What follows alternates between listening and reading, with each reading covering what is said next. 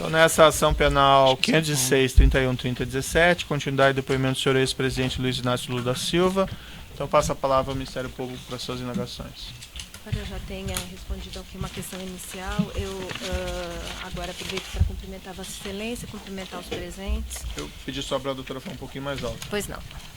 Cumprimento Vossa Excelência, cumprimento os presentes, inicio as perguntas do Ministério Público. Com relação... Doutora, se puder falar um pouco mais alto, eu agradeço.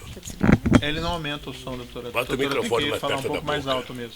Com relação ao apartamento 121, vizinho ao que o senhor mora, São Bernardo, o contrato de locação foi elaborado pelo advogado Roberto Teixeira? Deve ter sido, porque o Roberto Teixeira é o companheiro que orienta as coisas que eu quero fazer.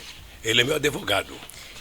Quem solicitou a ele que minutasse esse contrato de aluguel? Foi o senhor? Não porque eu não estava, e se fosse eu teria assinado. O Roberto Teixeira deve ter recebido o comunicado do general, que era o chefe da minha segurança, da questão do apartamento. E o Roberto Teixeira deve ter procurado a dona Marisa e conversado com a dona Marisa sobre a perspectiva de vender. Ao dizer que não ia comprar, sabe, apareceu o Glauco. Não sei quem foi que falou pro Glauco lá, mas o Glauco é um homem de negócio, sabe? E ele foi lá e comprou um apartamento e nos alugou, que eu agradeço muito. E qual é a forma atual de pagamento dos aluguéis?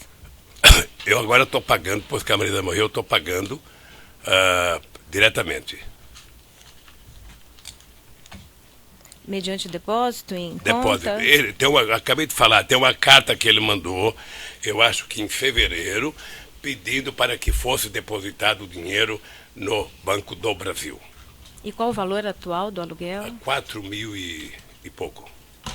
Consta da quebra de sigilo bancário que o senhor ex-presidente fazia declaração conjunta de imposto de renda com a sua esposa Marisa Letícia? Nas declarações de imposto de renda dos anos calendário dos anos de 2011 a 2014, está no evento 1, anexo 258 até o anexo 264 dos autos. Consta que teria havido pagamento de aluguel pelo apartamento 121 nos valores, então, de 42 mil em 2011, 46.241,60 em 2012, 46.820 em 2013 e 49.820 em 2014. Nos 4 anos, então, o total é de mais de 184 mil. O senhor prestou declarações à Receita Federal informando haver pago esses aluguéis? Acabei de falar, doutora, que foi declarado no meu imposto de renda e o Glauco declarou que foi declarado no imposto de renda dele.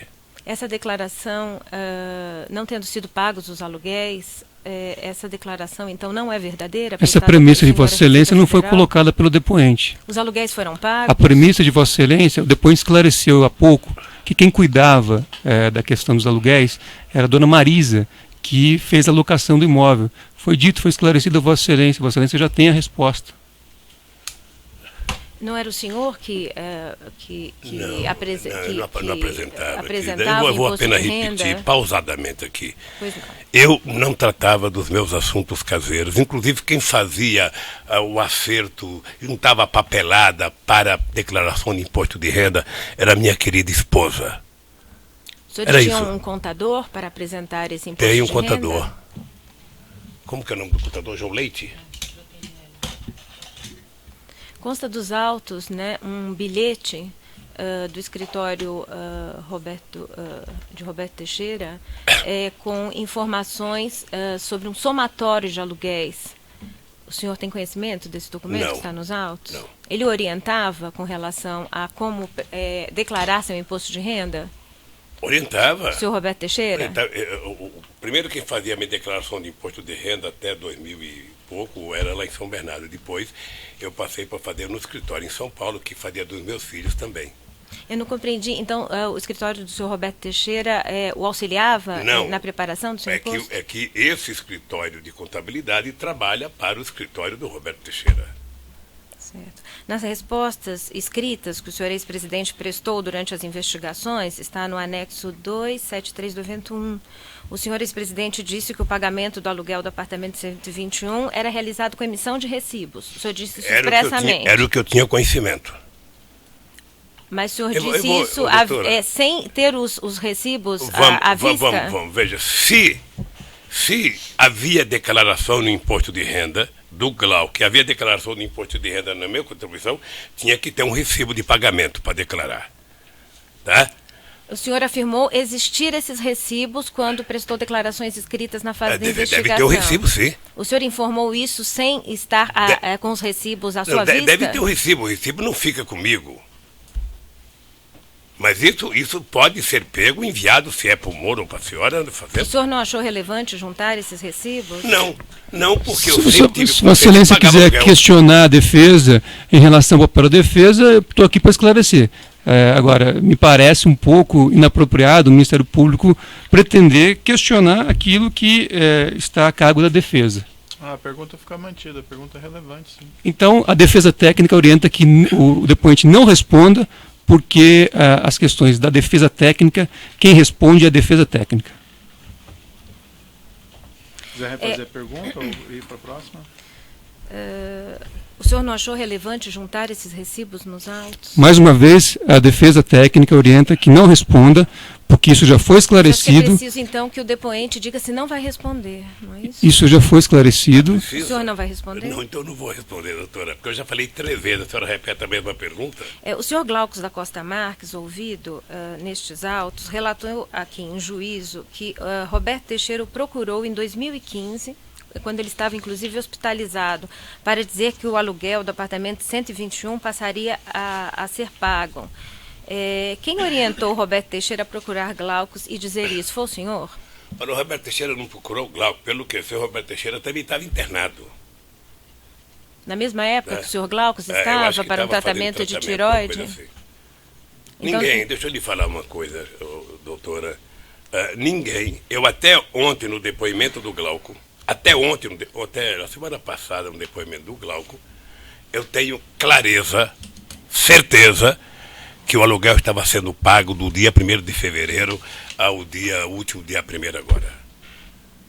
Tá? Para mim foi surpresa, porque o Glauco nunca reclamou para mim de que não estava sendo pago até 2015. Porque a senhora há de convir. O senhor José Carlos Bonlai também não o fez? Não.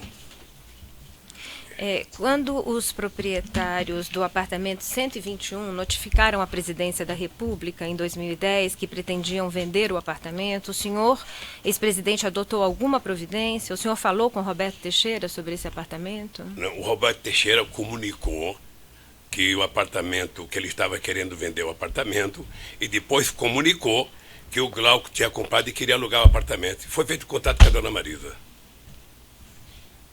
Isso. O senhor Antônio Palocci relatou em juízo, aqui na estação penal, que o senhor ex-presidente lhe disse em 2010 que havia gostado de usar o apartamento 121 e estava pensando em comprá-lo. O senhor ex-presidente tinha esse interesse? Disse isso a Palocci? Palocci disse o quê? Que o senhor lhe disse em 2010 que havia gostado de usar o apartamento 121 durante o período em que a presidência da República mantinha o contrato de aluguel com os proprietários e estava pensando em comprá-lo. O que menos a Marisa queria era continuar morando naquele prédio. A Marisa ficou lá por insistência minha de não querer sair de São Bernardo do Campo, que é a minha origem, que eu estou próximo do sindicato que me fez fazer política e crescer na política, por isso que ela ficou lá. Mas jamais a Marisa iria admitir comprar o apartamento. Na verdade, ela queria mudar de lá. O senhor ex-presidente tem como explicar a coincidência de Glaucus da Costa Marques ter intermediado a compra do imóvel da rua Doutora Berbeck Brandão e também ter comprado o apartamento 121? Eu não tenho, querida. Coincidência não é comigo.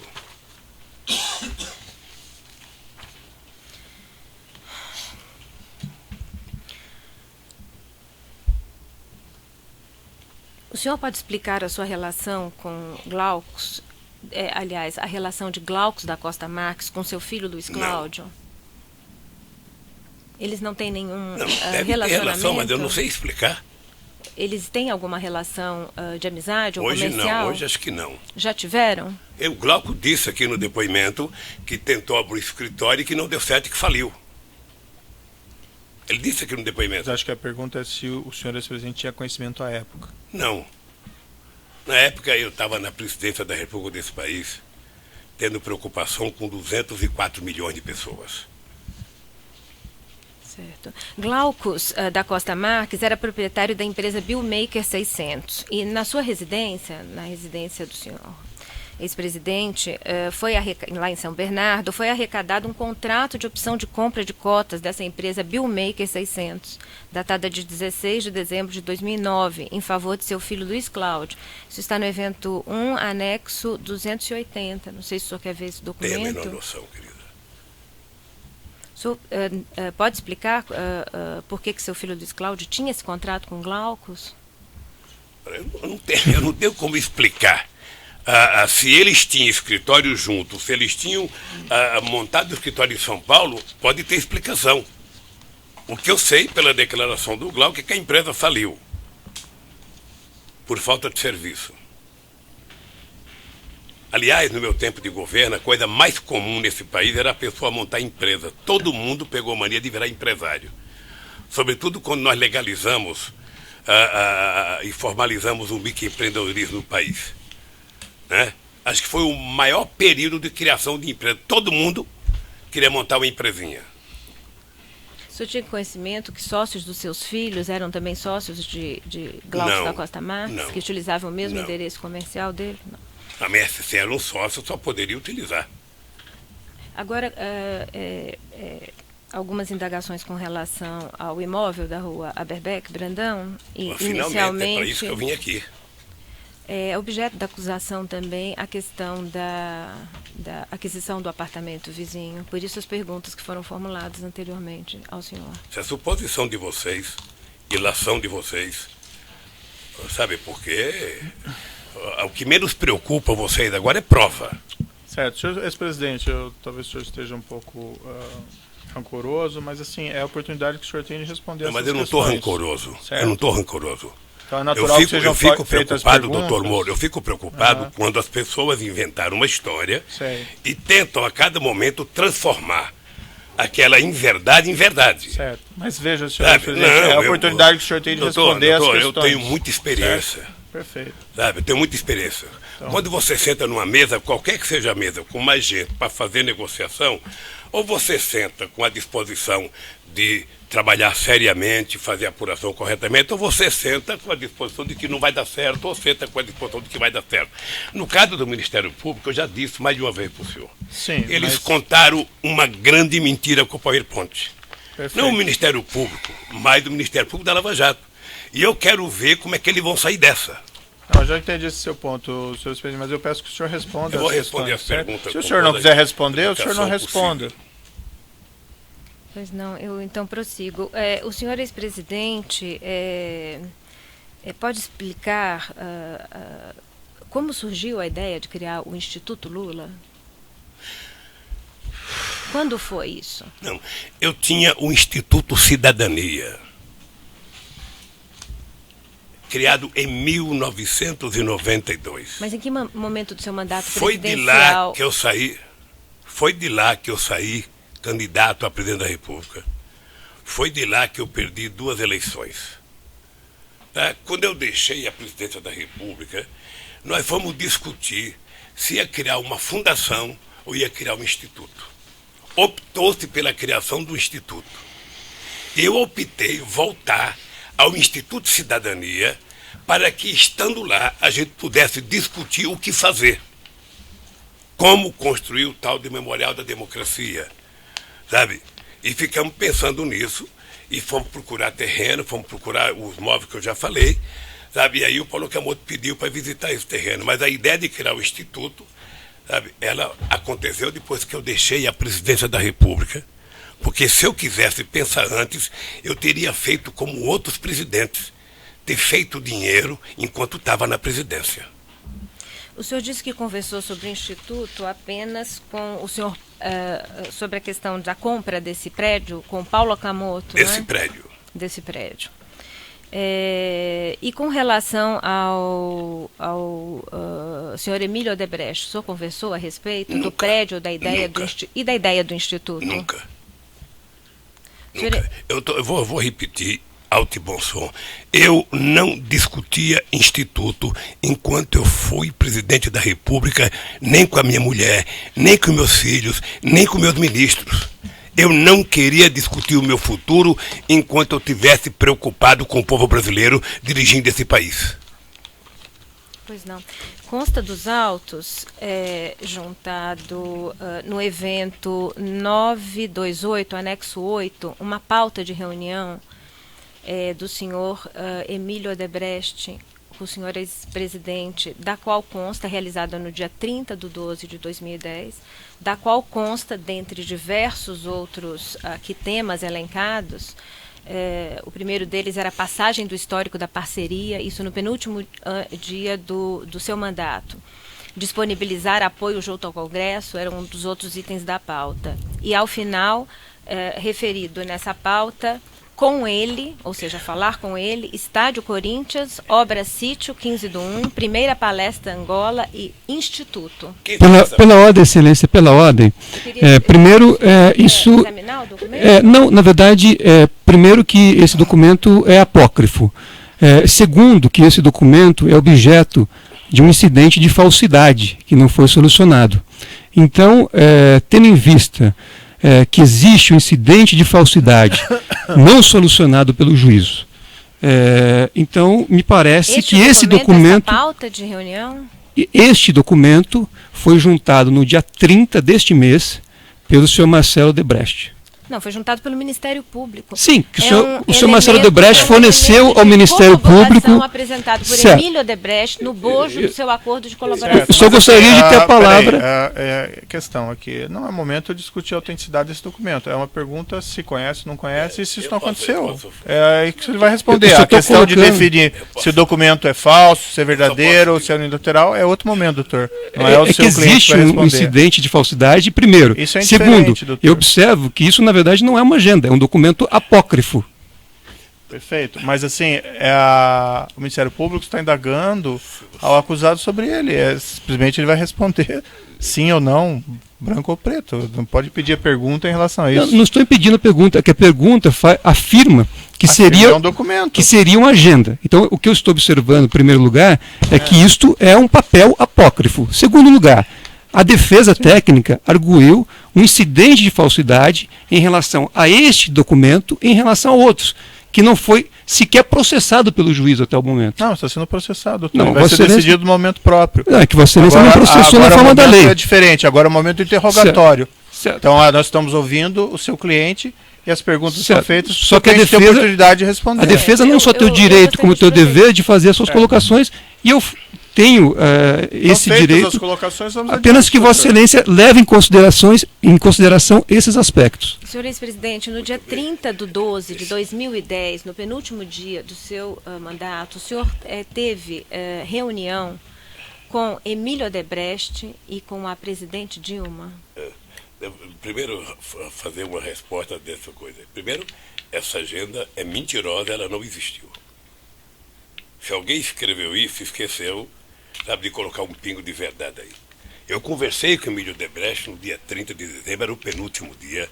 Eu tinha ido à Bahia inaugurar o 1 milhão de contratos do Minha Casa Minha Vida, e o Emílio Odebrecht me pediu o seguinte: presidente, eu estou em Brasília, eu estou passando o comando da empresa para o Marcelo Odebrecht, e eu estava querendo ver se a presidenta Dilma nos recebia.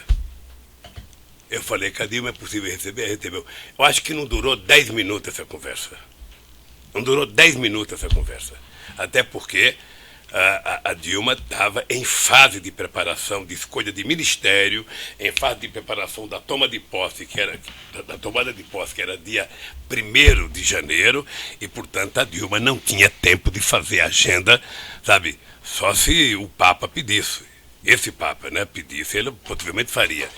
Mas a Dilma não tinha mais agenda. A Dilma acho que atendeu num gesto de cortesia. O senhor referiu esta reunião ao senhor Palocci no dia seguinte? Não. Aí é outra coisa, sabe, senhor Palocci. Eu vi atentamente o Palocci contar essa história. Eu vi E a disfarçatez do companheiro Palocci foi de tal magnitude que ele inventou uma história, como o Emílio foi lá, foi discutir um fundo que tinha sido criado e foi discutir a manutenção desse fundo, a manutenção da relação dele com a Dilma. Eu não sei se vocês sabem que a Dilma foi a mulher que cuidou do PAC, que foi o maior programa de investimento em infraestrutura da história recente desse país. Qual que é a relação? E, portanto, a Dilma prestava conta à imprensa a cada 3 meses. E qualquer empresário que tinha obra de infraestrutura nesse país conversava com a ministra Dilma Rousseff. Porque ela foi denominada por mim, em junho de 2007, na favela da Rocinha, a mãe do PAC. E eu exigia que ela tivesse entrevista coletiva a cada 3 meses. Certo, senhor presidente, mas aí está saindo do objeto. Não estou saindo do objeto, não. Isso faz parte do objeto. Não, mas não sei não faz parte. Doutor Moro, faz parte do objeto coletiva, saber a relação da Dilma com as pessoas. Não, mas então, diga mais diretamente a relação da Dilma com o senhor Emílio ou com o senhor Odebrecht. Não tem cidade de a Dilma tinha relação com as empresas, porque a Dilma era a ministra que cuidava do PAC. Certo. É importante saber disso, porque eu sei qual é a malícia da pergunta. E eu sei a resposta do Palocci aqui. Eu vou dizer uma coisa, doutora. A pergunta é objetiva. O senhor eu acabei de dizer, ao senhor Palocci, acabei de dizer, o Emílio teve no Palácio de Etrita numa conversa que não deve ter durado 10 minutos. Certo, não tratou de instituto, não tratou, de sítio, não tratou. Jamais, eu vou dizer para a senhora aqui, jamais. O Emílio Odebrecht, que é um empresário que eu tenho um profundo respeito, tratou comigo de qualquer dinheiro para o PT. Jamais.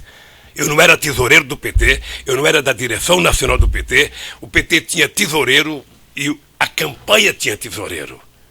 Portanto, não havia porquê ir conversar comigo. Eu nunca admiti, nem ao Emílio, nem a nenhum empresário deste país que discutisse comigo um centavo. Nunca. Por isso que eu digo sempre, eu desafio vocês do Ministério Público, da Operação Lava Jato, desafio a Polícia Federal a encontrar nesse país alguém que discutiu comigo R$1. O senhor Emílio Odebrecht, em depoimento prestado aqui ao juízo, informou que o senhor credenciou Antônio Palocci para ser a pessoa com quem a empresa faria contato via Marcelo Odebrecht no momento e no momento anterior a Marcelo Odebrecht, a Pedro Novis. Que o senhor credenciou Antônio Palocci para ser a interlocução entre a empresa e o senhor e o senhor ex-presidente. Eu não sei qual foi a pergunta que levou Emílio Odebrecht a dizer isso, mas deixa eu dizer uma coisa. O Palocci não era da direção do PT. O Palocci não era tesoureiro de campanha. Portanto, o Palocci não cuidava de dinheiro. Ora, se alguém se apresentava para algum empresário utilizando o meu nome, é outros 500. É uma outra ação que vocês vão ter que mover contra quem se aproveitou do meu nome.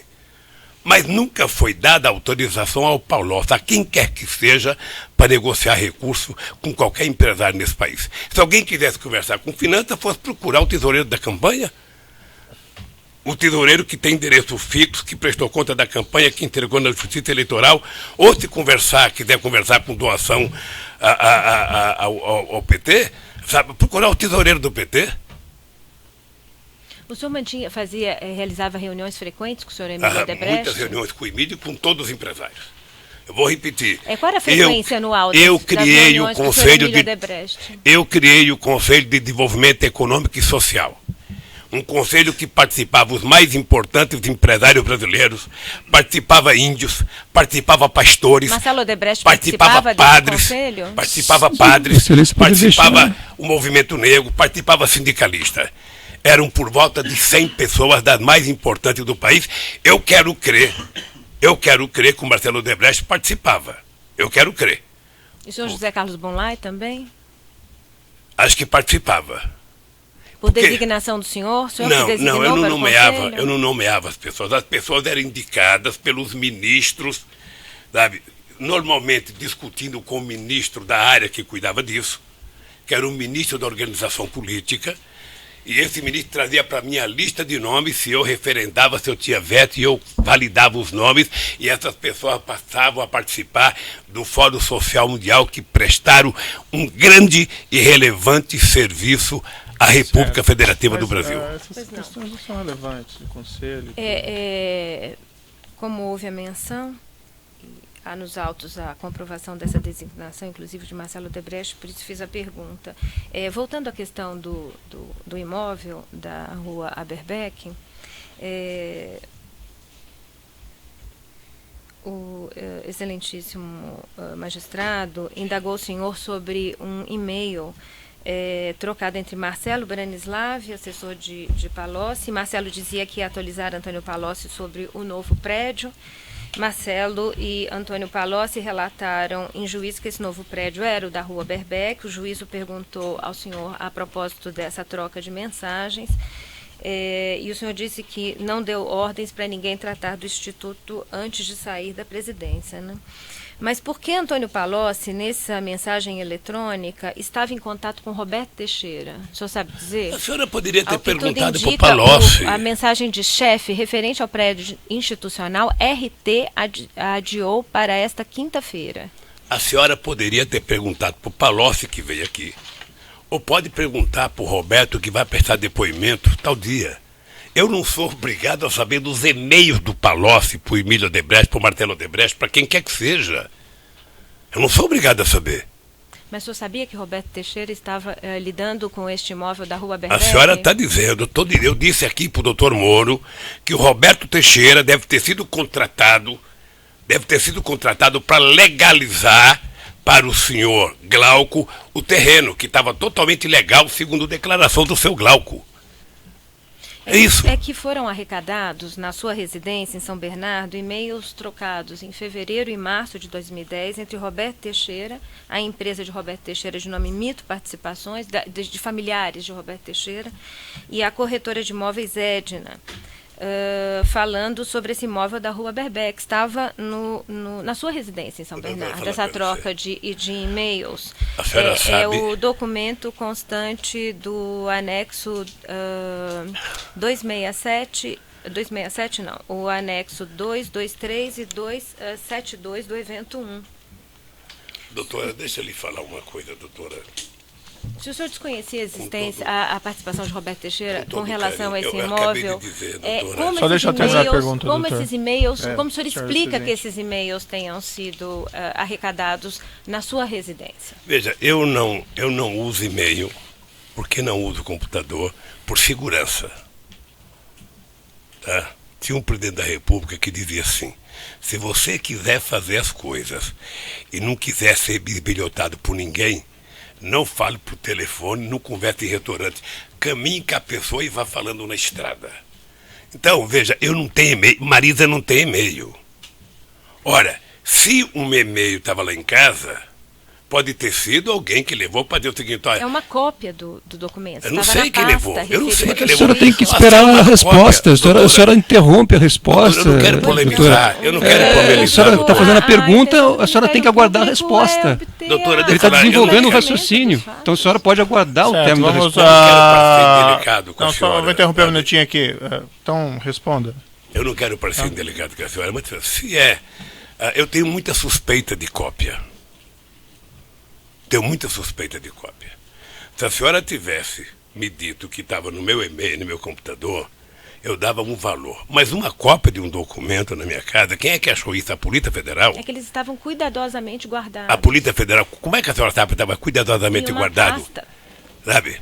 Houve a descrição no Então, deixa eu lhe falar uma coisa, querida. Eu hoje, passado todos esses meses, eu tenho muita suspeita do comportamento da Polícia Federal nessas ocupações. Muita. Quero deixar claro que eu tenho muita suspeita da Polícia Federal nessas ocupações.